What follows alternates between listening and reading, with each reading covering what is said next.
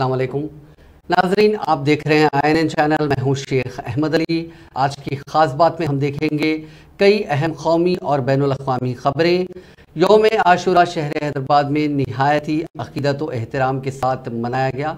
इस मौके पर हज़रत इमाम हुसैन रज़ियल्लाहु तआला अन्हु की शहादत उज़्मा की याद में अर्ज़ दक्कन का तारीख़ी बीबी के अलम का जुलूस पुराने शहर में हाथी पर अलावा बीबी रबीपुरा से निकाला गया, जो बराहे बंगला बेनी कमान शेख फैज़ एतबार चौक कोटले आलीजा चौक मैदान खान से होता हुआ तारीखी चार मीनार पहुंचा।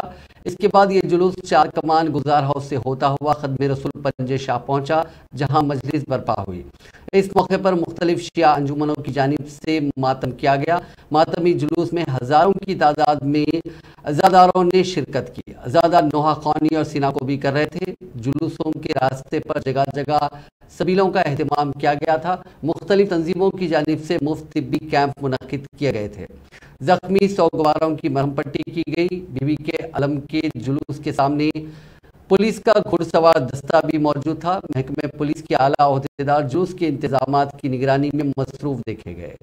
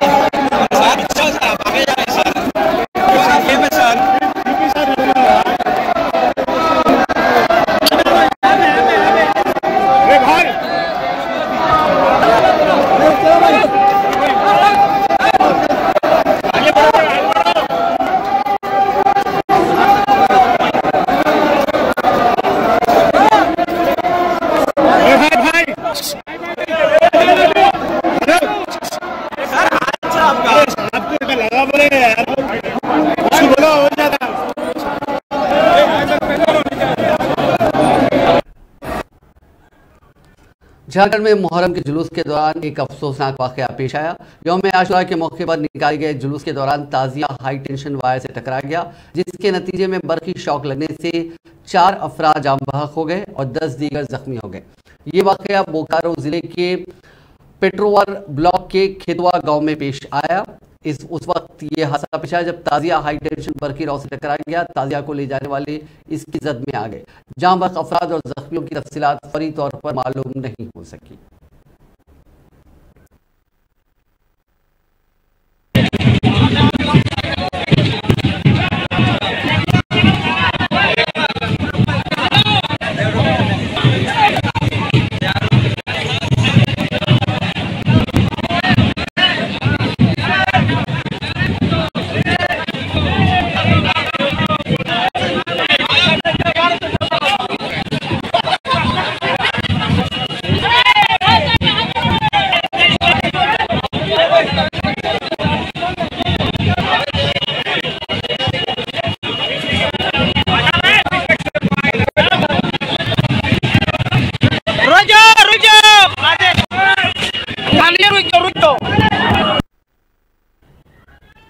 गुजरात में राजकोट जिले के धोराजी शहर में हफ्ते को जुलूस के दौरान ताजिया बिजली के तार को छू गया। इसकी चपेट में आने से 26 लोग झुलस गए, जिनमें से 2 की मौत हो गई।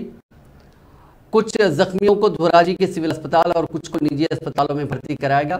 हफ्ते को धोराजी के रसूलपुरा में ताजिए का जुलूस निकाला जा रहा था। इसी दौरान एक ताजिया हाई टेंशन लाइन से टकरा गया। करंट ताजिया को पकड़े हुए लोगों में फैल गया, जिससे इलाके में अफरा तफरी मच गई। 108 एम्बुलेंस के अलावा मकामी लोगों ने अपनी गाड़ियों से जख्मियों को अस्पताल पहुंचाया। इलाज के दौरान 2 लोगों ने दम तोड़ दिया।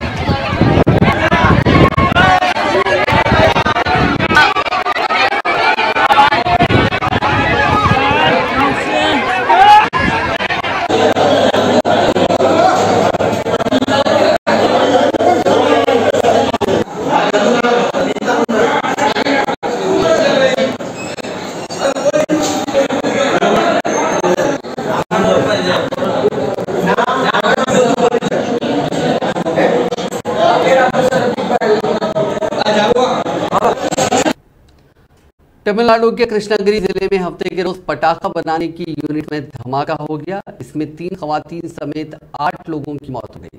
पुलिस ने बताया कि जिले के पायापेटी पटाखा बनाने की यूनिट में सुबह करीब 10 बजे ये हादसा पेश आया। 2 खवातीन मजदूर पटाखा बनाने में इस्तेमाल होने वाले बारूद को उठाकर ले जा रही थी, तभी उसमें धमाका हो गया।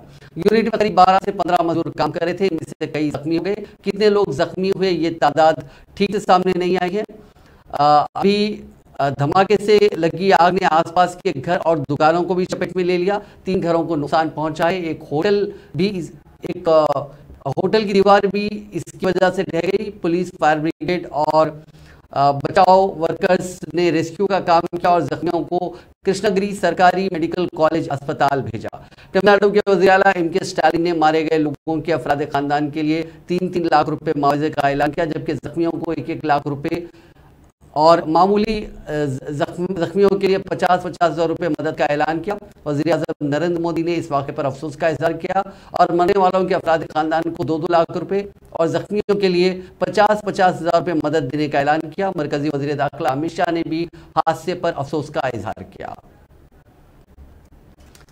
Opposition alliance India national development inclusive alliance यानी इंडिया के 21 एमपीज का एक डेलीगेशन आज मणिपुर पहुंचा। इसके बाद एमपीज का डेलीगेशन चूराचांदपुर पहुंचा। वहां उन्होंने रिलीफ कैंप में तशद्दुद से मुतासिरा खानदानों से मुलाकात की। ये एमपीज 30 जुलाई तक वहां रहेंगे और ज़मीनी हालात का जायजा लेंगे। रियासत में 3 महीनों से जारी तशद्दुद और वहां के लोगों के मसाइल के हल को लेकर हुकूमत और पार्लियामेंट को अपनी राय भी देंगे। Your house are burned down. Yes, sir. Sir, one problem they say is that they already put all the things. So from next year, how they will harvest? So they are basically agriculture. Yes, farmers. Yes, sir. 90%. How they will harvest? No one give them. Yes.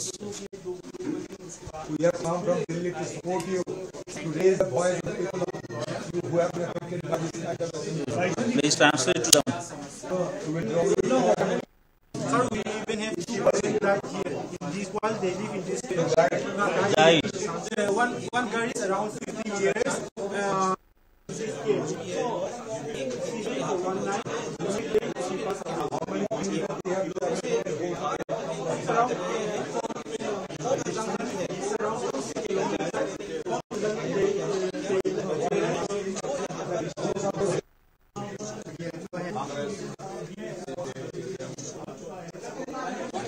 Whatever we see today is disturbing, but ultimately peace shall prevail. Whosoever is responsible for the with them, it might take little more time, but things shall be all right very soon.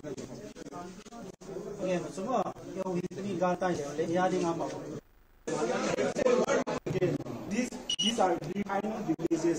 If final villagers. We final villagers. Yeah, horrible incident. So what they say to me is they are zero going big anymore. Cannot be snatched back. So government, both state and central government, both have to make all sorts of endeavor, all sorts of efforts to restore the normalcy fast. Because there is a serious, division that has been created. Sir, you met the relatives and villages of both victims which जिनका video viral हुआ था sir. मिला तो sir यहाँ पे आप आए relief camp देखा क्या ये इन लोगों का चेहरा देखकर खुद पता लग सकते हैं. डरे हुए हैं, बिल्कुल डरे हुए हैं सर, खामोश में हैं, कुछ बोलना नहीं चाहते, बिल्कुल डरे हुए हैं सारे लोग यहाँ के. पता नहीं ये लोग सरकार पर जरा सा भी विश्वास नहीं, यकीन नहीं. ये जानते हैं कि ये सरकार हमें कुछ नहीं मदद करेंगे, सरकार के भरोसे चले गए. वज़ीर-ए-आज़म नरेंद्र मोदी ने कहा कि 21वीं सदी में मुल्क जो अहदाफ हासिल करना चाहता है उसे हासिल करने में तालीमी निज़ाम का बहुत बड़ा किरदार है. मोदी ने यह बात हफ्ते को नव-तामीर शुदा भारत मंडपम में ऑल इंडिया एजुकेशन कॉन्फ्रेंस का इफ्तिताह करते हुए कही. इत्तेफाक से ये कॉन्फ्रेंस कौमी तालीमी पॉलिसी 2020 की तीसरी सालगिरह के मौके पर मुनाकिद की जा रही है. उन्होंने PM श्री योजना के तहत फंड्स की पहली किस्त भी जारी की. इसमें जुमला 630 करोड़ रुपए की रकम 6207 स्कूलों में तकसीम की गई. उन्होंने 12 हिंदुस्तानी ज़बानों में तर्जुमाशुदा तालीम और हुनर के कोर्सेज पर किताबें भी जारी की. उन्होंने इस मौके पर मुनक़दा एग्जीबिशन का भी दौरा किया. मजमे से खिताब करते हुए वज़ीर-ए-आज़म ने उन अवामिल में तालीम की अहमियत पर जोर दिया जो कौम की तकदीर बदल सकती है. उन्होंने कहा कि 21वीं सदी का भारत जिन अहदाफ के साथ आगे बढ़ा है उनके हुसूल में हमारे तालीमी निज़ाम का बहुत बड़ा किरदार है.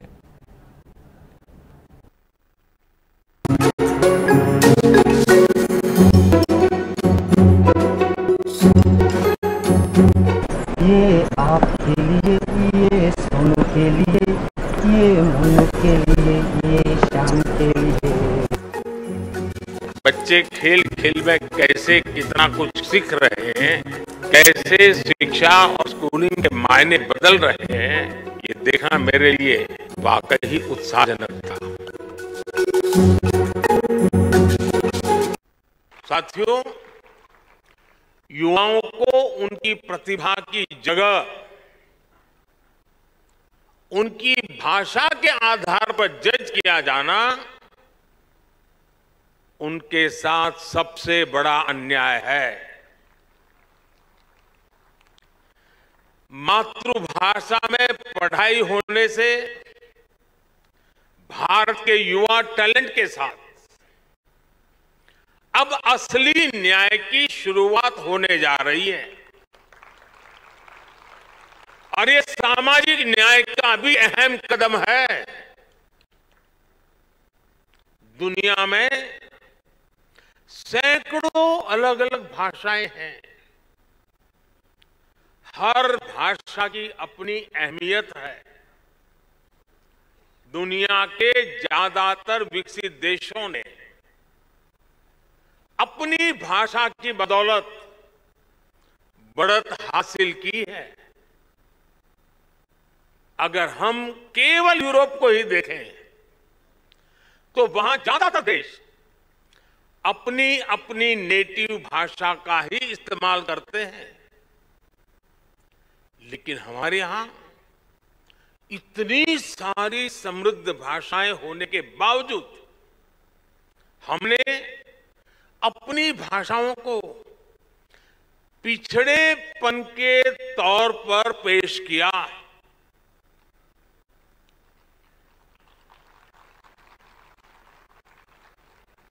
इससे बड़ा दुर्भाग्य क्या हो सकता है?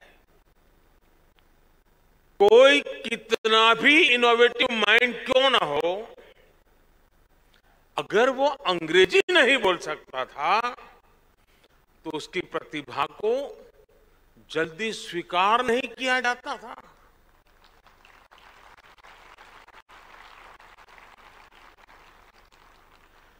इसका सबसे बड़ा नुकसान हमारे ग्रामीण अंचल के होनहार बच्चों को उठाना पड़ा है. आज आजादी के अमृत काल में नेशनल एजुकेशन पॉलिसी के जरिए देश ने इस हीन भावना को भी पीछे छोड़ने की शुरुआत की है। और मैं तो यूएन में भी मरकजी वजीर दाखिला अमित शाह ने हफ्ते को साबिक सदर जमहूरिया और भारत रत्न डॉक्टर APJ अब्दुल कलाम पर लिखी गई किताब डॉक्टर APJ अब्दुल कलाम यादें कभी नहीं मरती यानी doctor APJ Abdul Kalam memories never die का इजरा किया। वजीर दाखिला ने doctor APJ Abdul Kalam house mission of life gallery museum और doctor APJ Abdul Kalam national memorial का दौरा किया। इसके साथ वो विवेकानंद मेमोरियल भी गए।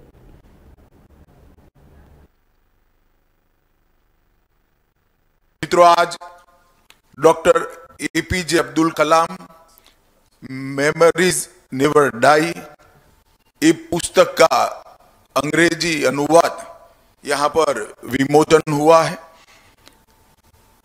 पद्मश्री डॉक्टर YS राजन, डॉक्टर नजमा मरिकैयार, ये दोनों ने अपने निजी सहवास से ये पुस्तक को लोगों के लिए प्रसिद्ध किया है और श्री प्रिया श्रीनिवासन जी ने इसका अनुवाद किया है।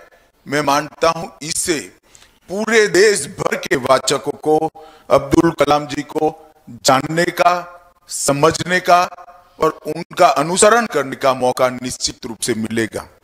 मित्रों, ये पुस्तक कई चीजों को समाहित करता है। एक और तो भारतीय रॉकेटरी का सुंदर इतिहास इसके अंदर है, दूसरी ओर साइंस और टेक्नोलॉजी और इनोवेशन का भारतीय इतिहास बहुत अच्छे से व्याख्यायित करता है।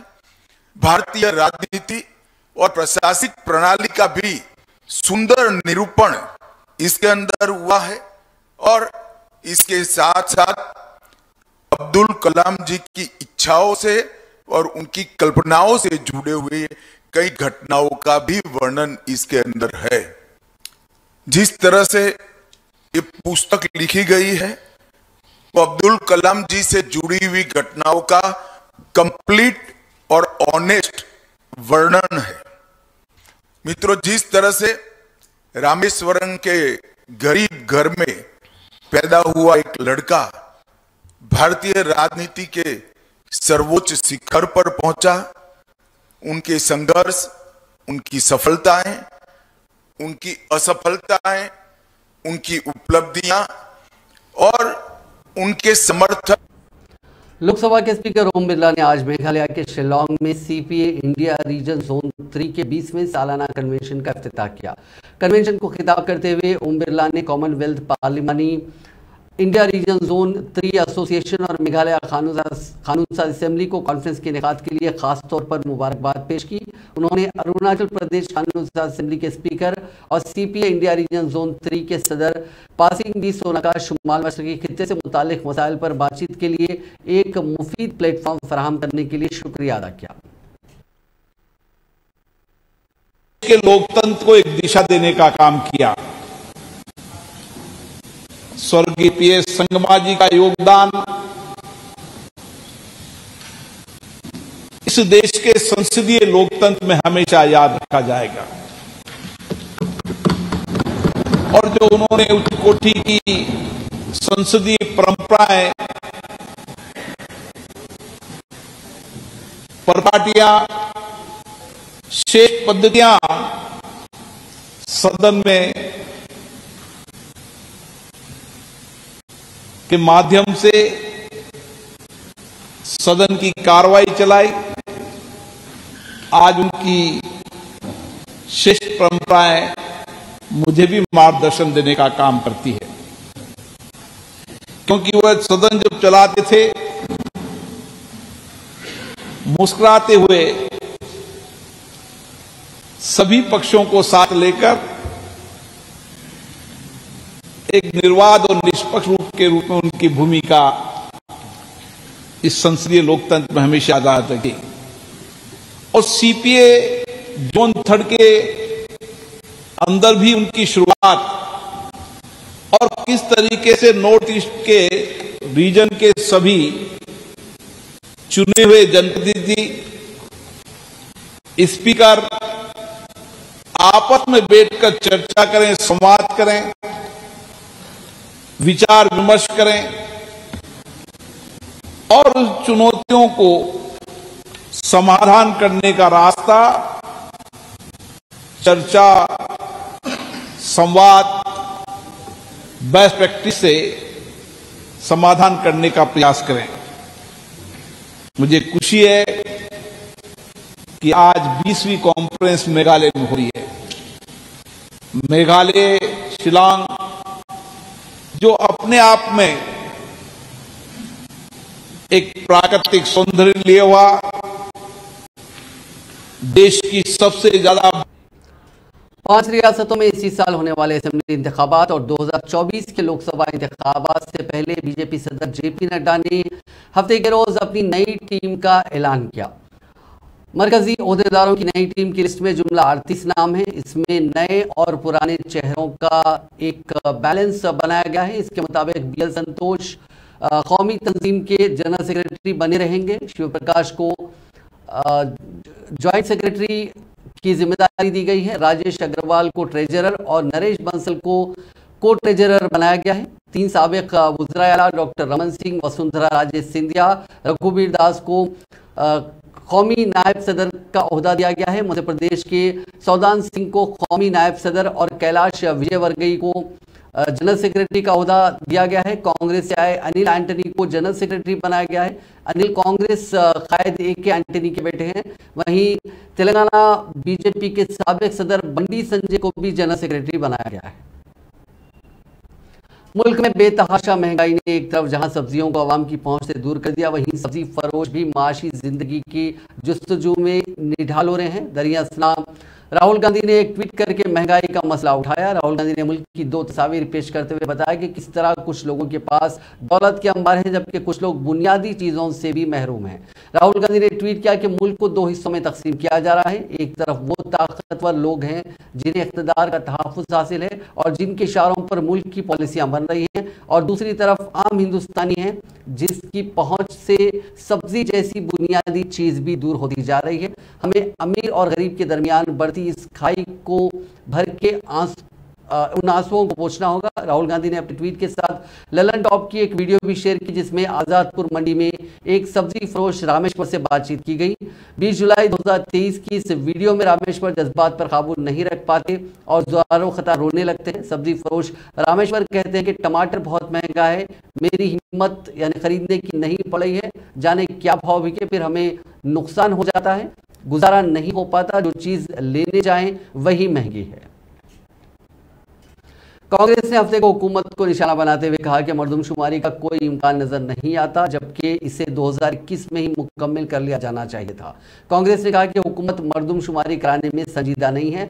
पार्टी के जनरल सेक्रेटरी इंचार्ज शोबे मौसूलात जयराम रमेश ने एक ट्वीट में कहा कि जब आदादोशुमार PM और उनके ढोल बजाने वाले बयानिया की हिमायत नहीं करते तो मोदी हुकूमत मंदरजा झैल में से एक या सभी काम करेगी। उन्होंने कहा कि पहला डेटा तक रसाई पर कदगुन लगाना, दूसरा तरीक़ेकार पर सवाल उठाना, तीसरा डेटा को मुस्तरद करना, चौथा डेटा को शाया करना बंद कर देना और पांचवा डेटा जमा करने और शाया करने वालों को बदनाम करना। उन्होंने कहा कि वो अच्छी तरह जानते हैं कि डेटा वज़ीर आज़म के दावों की हवा निकाल देगा। आदादोशुमारी के बारे में बात करें तो जो मरदमशुमारी 2021 में होने वाली थी उसका अभी तक कोई नामो निशान नहीं है। आज़ादी के बाद ये पहला मौका है कि हुकूमत को मरदमशुमारी कराने में दिलचस्पी नहीं है। हरियाणा के सोनीपत पहुंचे राहुल गांधी के बुलावे पर खवातीन सोनिया गांधी के घर खाना खाने पहुंची थी। लंच पर सोनिया गांधी के साथ राहुल गांधी, प्रियंका गांधी भी मौजूद रहे। इस दौरान तीनों की हरियाणा की खवातीन से खूब बातचीत हुई। खवातीन ने सोनिया गांधी से राहुल गांधी की शादी को लेकर सवाल किए। इस पर सोनिया गांधी ने कहा कि आप लड़की ढूंढो ना। राहुल गांधी ने भी अपनी शादी को लेकर कहा कि हो जाएगी।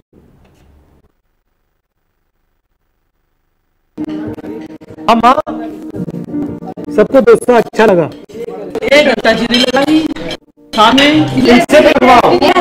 इनको भी ले जाओ। ठीक है, आप लोग हमारे प्रियंका जी आप साथ ये राहुल भैया आप बताओ क्या लगता है? ठीक लगता है ना? हाँ जी।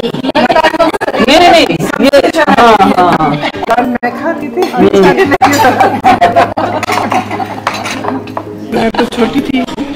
मैं नोट्स लेती थी या कभी कभी हाथ पकड़ लिया तो मैं दांत लगा लेती थी, दिखता था और ये मुझे गुस्सा मार देता था, पीछे दिखता ही नहीं था। तो पिताजी को लगता था कि यही इसको तंग कर रही है। मैं उनको खाना दिया, मीठा खिला। राजीव जी जाने के बाद उस स्थिति में मतलब कैसे मैनेज किया, भाई बच्चे भी थे, बहुत प्यारा था, बहुत प्यारा, चोट इतनी बड़ी चोट आई थी, बहुत समय के लिए बहुत ही कई दिनों परेशानी बहुत आई, बहुत आई। चलो ये तो जिले तुम्हारा ऊपर वाला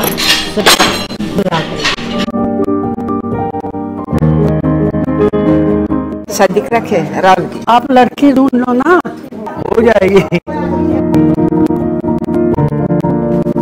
कर सकते, कैसे कर सकते? लापो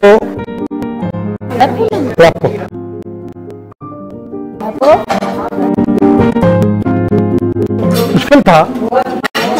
हाँ, मतलब 6-7 घंटे रोज डेली चलना, थोड़ा मेरे घुटने में भी दर्द हो रहा था। सुप्रीम कोर्ट ने मुल्क में मुसलमानों के खिलाफ गौ रक्षकों के बढ़ते पुरतशद्दुद वाक़यात और मॉब लिंचिंग को लेकर मरकजी हुकूमत और 6 रियासतों के पुलिस सरबराहान को नोटिस जारी किया है। अदालत उज़्मा ने एक मुफाद आमा अर्जी पर समाअत के दौरान ये नोटिस जारी की। इस अर्जी में गुज़िश्ता 6 महीनों में सामने आए मामलों को लेकर मुआवजे का मुतालबा किया गया। ये अर्जी कम्युनिस्ट पार्टी ऑफ इंडिया से जुड़ी तंजीम National Federation of Indian Women की जानिब से दाखिल की गई। इस पर समाअत 28 जुलाई को जस्टिस BR गोई और जस्टिस JB पारदीवाला की बेंच पर हुई। अर्जी में तहसीन पूनावाला मामले में 2018 में सुप्रीम कोर्ट की हिदायत की खिलाफ वर्जी को लेकर फिक्रमंदी जाहिर की गई। इसके साथ ही सुप्रीम कोर्ट से सभी रियासतों को 2018 के सुप्रीम कोर्ट के अहकामात के मुताबिक कार्रवाई करने का हुक्म देने का मुतालबा किया गया। इस अर्जी पर समाअत करते हुए सुप्रीम कोर्ट ने मरकजी हुकूमत के साथ साथ 6 रियासतों हरियाणा, मध्य प्रदेश, बिहार, राजस्थान, उड़ीसा और महाराष्ट्र को नोटिस जारी करके जवाब मांगा। अर्जी दहिंदा खातून तंजीम ने मॉब लिंचिंग में मर्दों के कत्ल के बाद उनके पीछे छूट गई फैमिली की खवातीन का मामला उठाया। अर्जी दहिंदा के वकील कपिल सिब्बल ने अदालत उज़्मा से मामले को हाई कोर्ट में न भेजने की गुजारिश की। यूनिफॉर्म सिविल कोड मुल्क भर में चर्चा में है। इसको लेकर लॉ कमीशन ने लोगों, तंजीमों और दीगर इंस्टीट्यूशन से तजावीज़ मांगे हैं। तजावीज़ देने की आखिरी तारीख 28 जुलाई थी। इसमें 80 लाख तजावीज़ आए हैं। लॉ कमीशन ने कहा कि अब तजावीज़ के लिए तारीख आगे नहीं बढ़ेगी। अब लॉ कमीशन इन तजावीज़ पर गौर करेगा। 14 जुलाई को लॉ कमीशन के ओहदेदार ने तारीख आगे बढ़ाते हुए कहा था कि UCC पर लोगों का अच्छा रिस्पॉन्स है। तारीख बढ़ाने के लिए अलग अलग इलाकों से काफ़ी एप्लीकेशंस आए हैं। हमने लॉ कमीशन यानी लोगों और तंजीमों की मांग का एहतराम करते हुए 2 हफ्ते का वक्त बढ़ाया था। 14 जुलाई तक लॉ कमीशन को लगभग 50 लाख तजावीज़ मिले थे। कर्नाटक के वज़ीर आला सिद्धारामैया के घर के बाहर जुमे के रोज़ एक बुजुर्ग ने उनकी गाड़ी रोक ली। बुजुर्ग CM सिद्धारामैया के पड़ोसी हैं। उनकी शिकायत काफ़ी अजीब थी। उन्होंने शिकायत की कि वज़ीर आला से मिलने आने वाले मेहमान जहां चाहे अपनी गाड़ी खड़े कर देते हैं, जिससे उनके खानदान को गाड़ी निकालने में परेशानी होती है। बुजुर्ग का नाम नरोत्तम है। उन्होंने कहा कि पिछले 5 सालों से ये सब परेशानी हमारा खानदान झेल रहा है। अब हम तंग आ चुके हैं। नरोत्तम की शिकायत सुनकर सिद्धारामैया ने अपने सिक्योरिटी एहलकारों को अहकाम दिए कि गाड़ियां बेतरतीब खड़ी ना हो। यहाँ आने वालों की वजह से किसी को परेशानी नहीं होनी चाहिए।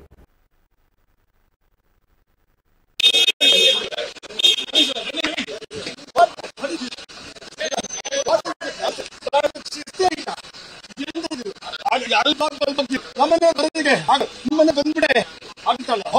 ಇಲ್ಲ ನಿಂತ್ಬಿಡ್ತಾರೆ 5 ವರ್ಷ ತೊಂದರೆ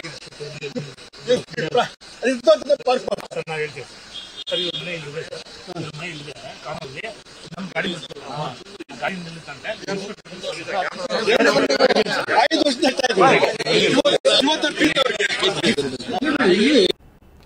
नाज़रीन, आज की खास बात में बस इतना ही। आपसे कल मुलाकात होगी नई खबरों के साथ। आप देखते रहिए INN चैनल।